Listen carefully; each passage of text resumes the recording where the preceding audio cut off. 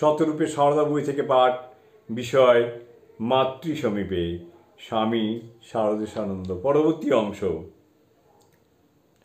উদ্বোধনের সন্ন্যাসী ব্রহ্মচারীগণ বিভিন্ন প্রকৃতির, কিন্তু সকলেই মায়ের সন্তান, মায়ের স্নেহের সমান অধিকারী। তাদের সকলকেই খাওয়া পড়া সুখ সুবিধার জন্য মা বিশেষভাবে ভাবতেন, প্রত্যেকের জন্যই মা ভাবতেন।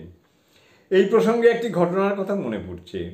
উদ্বোধনের ডাক্তার মহারাজ স্বামী পূর্ণানন্দজি রাত্রে কোনো দিন ঠিক সময়ে খেতে আসতে পারতেন না এবং সেই জন্য গঞ্জনাও ভোগ করতেন।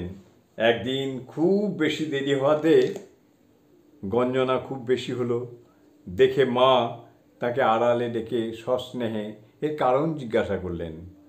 স্বামী পূর্ণানন্দ মায়ের স্নেহের স্পর্শে কেঁদে ফেললেন এবং বললেন, রাজা মহারাজের স্বামী ব্রহ্মানন্দজির আদেশ, নিত্য 10,000 জপ করবে, সংখ্যা ঠিক রেখে, এবং ভুল হলে প্রথম থেকে পুনরায় জপ করবে। সংখ্যা ভুল হলে জপের ফল রাক্ষসে খেয়ে ফেলে।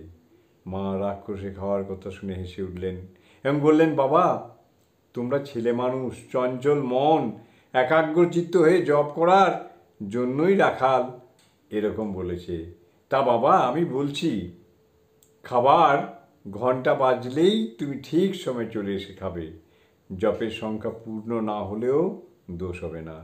পরে আবার সুবিধা মতো জপ করো।